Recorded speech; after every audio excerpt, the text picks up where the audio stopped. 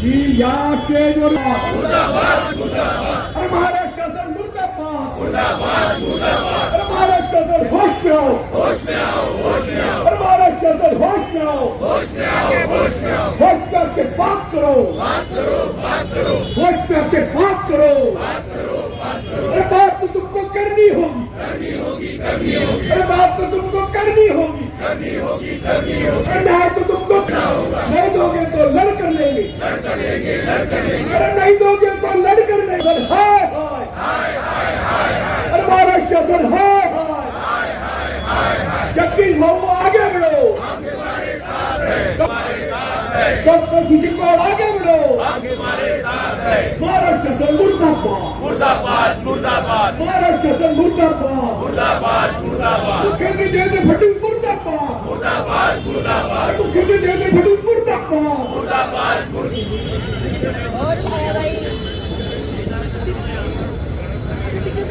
बंधू आणि भगिनींनो, आपल्याला माहित आहे ते 4 तारखेपासून अर्ध लक्ष शेतकऱ्यांनी जे भरले आहे आपण इथं, म्हणजे या शासनाने म्हणजे आपल्याला या जंजिरातून मुक्त व्हायच्या हे दोन्ही प्रतीक आपण दाखवलेले आहे. मी शासनाला एक सांगू इच्छितो की आम्ही हलवा चिंतन होतो, आम्ही आमच्या अधिकार आम्हाला मिळालाच पाहिजे.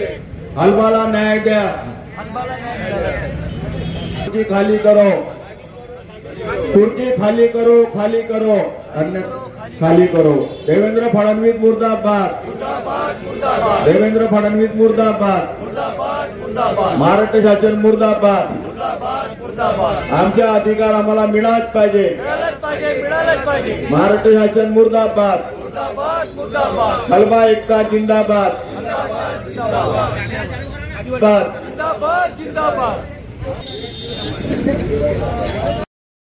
जिंदाबाद. आदिवासी हलवा एकता जिंदाबाद. मुर्दाबाद. महाराष्ट्र शासन मुर्दाबाद.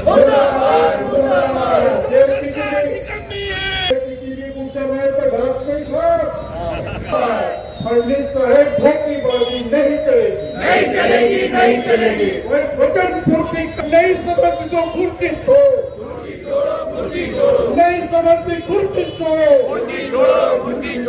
देवेंद्र सरकार हाय. बीजेपी सरकार हाय. महाराष्ट्र सरकार हाय. अरे या सरकारचं करायचं काय? या सरकारचं करायचं काय? फडणवीस साहेब धोखेबाजी नहीं चलेगी. वचन पूर्ति करना होगा. महाराष्ट्र शासन मुर्दाबाद. धोखेबाज मुख्यमंत्री मुर्दाबाद. हरबंगा दिलेला आश्वासन पूर्ति करना होगा. वरना खुर्ची खाली करो. इन्कलाब जिंदाबाद. बिरसा मुंडा जिंदाबाद. आदिवासी एकता जिंदाबाद. हे संकल आणि बेडी घालण्यामागचं कारण हे की सीपेन बेरारच्या मध्य प्रांतात ज्या हलबा जमातीने सर्व जाती समुदायाला वस्त्र नेसवले आहे विणकरीचा व्यवसाय करून, आज त्या हलबा जमातीचे वस्त्र काढण्याचे काम ही महाराष्ट्र सरकार आणि केंद्र सरकार करत आहे. आणि सर्व हलबा जमातीचे आरक्षण संविधानिक हक्क हिरावून त्याला गुलामीच्या जंजीरमध्ये जकडण्याचे काम ही सरकार करत आहे. त्याच्या प्रतिकात्मक स्वरूप म्हणून मी हे एक हलबा जमातीला बेडीमध्ये जकडलेलं आहे हे प्रदर्शन मी ह्या सर्व सरकारसमोर करत आहे. हो, आदिवासी नेते तेव्हाच आपलं आंदोलन होतं, याच्या पहिले बी आंदोलन नाही होत. दरवर्षी नित्यनेमाने हा आंदोलन सुरू असते. मी 2003च्या पूर्वीपासून आमचे आदरणीय वरिष्ठ नेते यांच्या नेतृत्वामध्ये आंदोलन होत आलेलं आहे. 2003 पासून मी स्वतः सक्रिय होऊन ह्या जमातीच्या आंदोलनात उतरलो आहे. प्रत्येक वेळेस सरकार आमच्या पुढे नमती भूमिका घेऊन आम्हाला आश्वासन देते व आपल्या दिलेल्या वचनापासून माघारी येते. आपलं आंदोलनाचं काय रूप आहे, कसं आहे हे सांगा मला. आंदोलनाचा स्वरूप आमच्या शांतिप्रिय मार्गाने आहे व आमचे जे संविधानिक अधिकार आहे, जातीचा दाखला, वैधता प्रमाणपत्र आमच्या शिक्षण घेणाऱ्या मुलांना देण्यात यावे व आमच्या कर्मचाऱ्यांच्या नोकरीवर जी गदा आहे ती दूर करण्यात यावी, हाच आमच्या आंदोलनाचा मुख्य स्वरूप आहे. हे आंदोलन केव्हापासून चालू झालं? हे आंदोलन 5 डिसेंबरपासून सुरू झालेलं आहे व तोपर्यंत हा आंदोलन चालेल जोपर्यंत आमच्या मागण्या सरकार पूर्ण करणार नाही.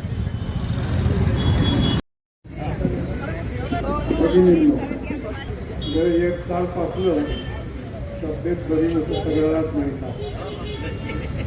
त्यामुळे बोले मी पण जो बाकी को कार्यक्रम से प्रसिद्ध कार्यक्रम नहीं है, तो सर्वप्रथम इन आंदोलन में जो आजीवन भूख हड़ताल सर्व को ली उनको अभिनंदन करता हूँ.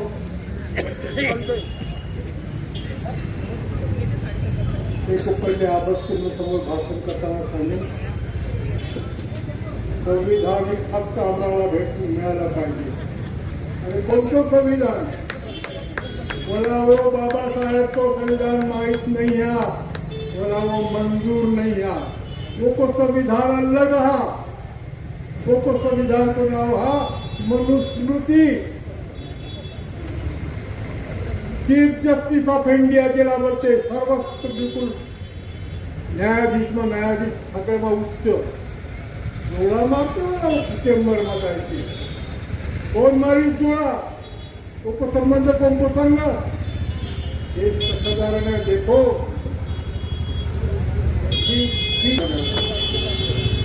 पेपर में आया टीवी पर अभी कहीं सदोला मिलता काय गुन्हा वो शेड्यूल कास्ट को योग गुन्हा. साधारण है ते एक मिनिट आपणच विचार करून महाराष्ट्र सरकारने जर आपली मागणी मंजूर करी तो 15 कम से कम 15 आमला नगरसेवक निवाड़ के होते. अगर 3 आमदार निवाड़ के होते मनुवादी लोकमानला या परिस्थिती बनवा. अरे तुम लोग जर तुम्ही आमला जे काही दलित वर्ग हा, बाकी का आदिवासी हा, उनका संघटन आपण संगठन करके जर एक दूसरे रास्ता बना तो ये न सरकार को काय हो तो हिसाब न करता कि ना. आप देश को बाजू में नेपाल में काय भयो, बांग्लादेश में काय भयो, वहां को देश को तरुण जब रास्ता बना उतरे सरकार नहीं टिको 2 मिनट भी.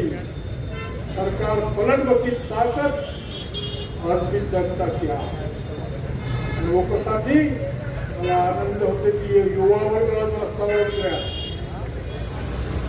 41 दिवस येणं मैदान में खेड़ाऊ साहेब बचे होते ना उपोषणला. सरकार की ऐसी तैसी भागी थी पण आपल्याच लोकांना कामात ते धोके बघितले. या एकासाठी सांगायला होतं कामात राहून सरकार लग्न काममा खूप हुशार. सरकार म्हणजे कोण? देवेंद्र फडणवीस एकटा नाही, तितका मी सेक्रेटरी रहते वळीवर स्वतः पाहिजे. त्या बामनाव परिस्थिती यापासून सगळ्यांनी एका फिल्म की गोली देता किसा राम जन्म बस जय श्री राम बोलो और वो आनंद आनंद. तो राम जन्म को राम मंदिर जब उद्घाटन भयो द्रौपदी मुर्मू की आठवण नहीं आई. बस भी जमा जमा खुली प्रांत देख लो. नरेंद्र मोदी को बाजू में कौन बचा? मोहन भागवत कोण पद पड़े हा. राम जन्मभूमि को एवढं उदो भयो तो एक देश की आदिवासी महिला राष्ट्रपतीची पदवी लागतील बोलायला का तू त्या अशी गंमत चुकली नाही सोची समजी साधी देश कसं जाणाऱ्या विचारतो कल्पना आपली ज्या मागणी हा राष्ट्र हा न्यायपालिका आपल्याबरोबर एक गोष्टी व्यवसाय आहे बघ हायकोर्टचं जजमेंट देस ना आणखी काय पाहिजे देवेंद्र फडणवीस बात करे मुख्यमंत्री होतो वो भी होतो मी विधी आणि न्याय मंडळाला विचारतो त्या विभागाला विचारतो काय करतो नाटक करतो समजा एक तर जिल्ह्याची करून ते पोषण करते हुशार व्हा सरकार आमचा उद्देश तर आरक्षण म्हणून आहे आणि आरक्षणासोबत आमच्या समाजाचा जो रोजगार नेस्तनाबूत झालेला आहे त्या रोजगारावर माझं सगळ्यात म्हणणं आहे की आम्ही प्रत्येक वेळेस कोणत्या ना कोणत्या पक्षाला आम्ही नेहमी नाव ठेवत आहो दोष देत आहो पण आम्ही आमच्या समाजामध्ये जेव्हा वावरत असताना आमच्या समाजाची इतकी दुःखद स्थिती आहे की प्रत्येकाच्या हाताला कामं नाही आहे बायका सगळ्या भांडी धुनीला निघाल्या आणि माणसंसुद्धा इथे कपड्याच्या दुकानात नोकरी करायला लागले तर अशा पद्धतीने आमच्या समाजासमोर आज मुद्दे आहे की रोजगार आणि आमचं आरक्षण आदिवासी हलबा समाज म्हणून 342 कलमानुसार आम्ही जो योगदान आम्हाला सरकार देत होती तो कुठेतरी खंडित झालेला आहे आणि पूर्ववरित सरकारने आणि आजच्या सरकारने हे तुम्ही समजून घ्यायला पाहिजे की आमचं म्हणणं काय आहे. आम्ही आधी 342 नुसार ST आदिवासी हलबा होतो आणि आजही आहोत पण काही लोकांच्या याच्यामुळे आम्ही डावलण्यात येत आहोत. परंतु याच्या पहिले बी आंदोलन झाल्यानं आंदोलनाला बॉयकॉट चक्करमध्ये असे आंदोलन आपले पाठीमागे होते. बघा आंदोलन तर खूप झालेले आहे हलबा समाजाचे आदिवासी समाजाचे 32 जमातीचे जे आम्ही लोकांना पकडून आमची आदिवासी लोकांची संख्या घेऊन आम्ही आंदोलनं केलेले आहेत. परंतु आमचं दुःखद एक मी इथे मांडते आहे की मला दुःख होत आहे की आमच्या समाजाकडे आरक्षण हाच मुद्दा नाही आहे तर आमचा जो उद्योग गेलेला आहे तर आमचा उद्योग पूर्वरित प्रस्थापित व्हावा हे आमच्या आंदोलनाचे ध्येय आहेत. आणि आरक्षण आमच्या पद्धतीने 242 नुसार आम्हाला कास्ट व्हॅलिडिटीच नाही तर आम्हाला कास्ट सर्टिफिकेटसुद्धा देण्यात यावे हीच माझी सरकारला विनंती आहे कळकळीतून. धन्यवाद. आदिवासी हलबा विद्रोह तर्फे आज 14 दिवस आमरण उपोषणाला बसण्याच्या डॉक्टर सुशील कोवाड आणि जगदीश खापेकर हे आमरण उपोषणाला बसलेले आहे. मागील अनेक वर्षापासून हलबा जमातीवर महाराष्ट्र शासन अन्याय करत आहे. मागे कित्येक वेळा जे सरकार आहे त्या सरकारचे मुख्यमंत्री देवेंद्र फडणवीस साहेब नितीन गडकरी साहेब यांनी वारंवार आश्वासनसुद्धा दिलेलं आहे. त्यांनी सांगितलेलं आहे की आम्ही येत्या दिवसात लवकरच आम्ही तुमच्या प्रश्न हल करू. महाराष्ट्र शासनातर्फे आम्ही शिफारससुद्धा करू आणि तुमचे जे काही प्रश्न आहे जाती प्रमाणपत्र वैधता प्रमाणपत्र त्याचे आम्ही लवकरात लवकर निराकरण करू. परंतु फक्त आम्हाला आश्वासनाशिवाय काही मिळत नाही. मागच्या वर्षीसुद्धा डॉक्टर अभय धाकाते आमरण उपोषणाला बसलेले होते. बावनकुळे साहेबांनी त्यांना आश्वासन दिलं. फडणवीस साहेबांनीसुद्धा आमच्या निवेदनाला सांगितलं की ताबडतोब आम्ही तुम्हाला बोलू आणि बोलून आम्ही याच्यावर हे करू. परंतु आम्हाला कधी काही बोलवण्यात येत नाही. एक वेळा आम्हाला आश्वासन देऊन आम्हाला फक्त खैरात वाटण्यासारखी चॉकलेट दिल्यासारखं शासनातर्फे करण्यात येत आहे.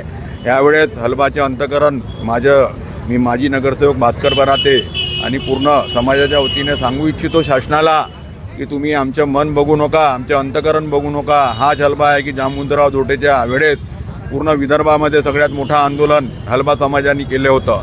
हे समाज जर रस्त्यावर जर आलं तर तुम्हाला सडो की पडो करून सोडणार आहे. त्याच्यामुळे हे जे आमरण उपोषण आहे जोपर्यंत शासन आम्हाला आमच्या सर्व मागण्या पूर्ण करणार नाही तोपर्यंत आमरण उपोषण असंच चालू राहील. आणि या उपोषणाला लवकर जर शासनाने आले नाही, प्रतिनिधी आले नाही शासनातर्फे तर आम्ही रस्त्यावर उतरू आणि याच्या सगळे जे काही जबाबदारी राहील जे काही जबाबदारी होईल ते सर्व शासन जबाबदारी शासनावर राहील. त्यामुळे लवकरात लवकर शासनाने याची दखल घ्यावं मी सुद्धा त्या पक्षाच्या जरी असलो तरी हलबा समाजाच्या प्रथम आहे. अगोदर समाज नंतर पक्ष. त्याच्यामुळे मी सुद्धा वेळ पडल तर शासनाच्या विरोधात मी याच्या अगोदरसुद्धा आंदोलन केलेले आहेत. सेंट्रल जेलमध्ये सुद्धा गेलेलो आहो. माझ्यावर आज अजून एक केस दाखल झालेली आहे, त्याची आजच जमानत घेतलेली आहे. त्यामुळे आमची सर्व संघटना, आदिम जाती संघटना, कृती समिती, सगळे आमचे नेते हलबा समाजाचे या सगळ्या आमरण उपोषणाला आहे. सगळे माजी नगरसेवक आम्ही जे आहे त्या माजी नगरसेवकांनाही समर्थन दिलेलं आहे. आम्हीसुद्धा या सगळ्या उपोषणाला आहो. येत्या दिवसात 2 दिवसात जर याची दखल घेतली नाही तर आम्ही रस्त्यावर उतरू आणि त्याची सगळी जबाबदारी शासनावर राहील ही विनंती. जय आदिम, जय हलबा, जय भीम.